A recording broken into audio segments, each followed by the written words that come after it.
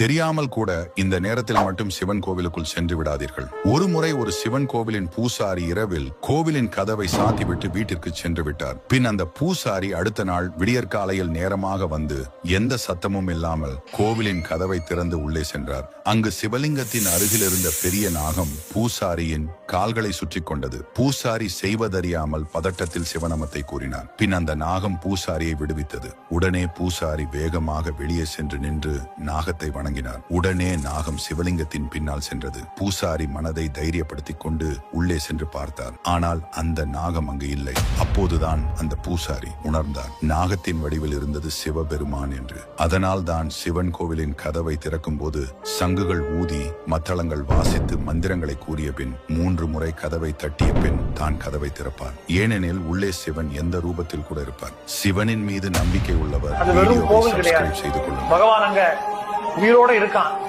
சித்தனா நடமாடிட்டு இருக்கான், மூச்சு விடுறான், அபிஷேகங்களை வாங்கிக்கிறான், நம்ம பேசுறத கேட்கறான், பக்தர்களோட பக்தரா கலந்து விளையாடுறான். அங்க வரக்கூடிய ஒரு பக்தரையும் அவன் பாக்குறான்.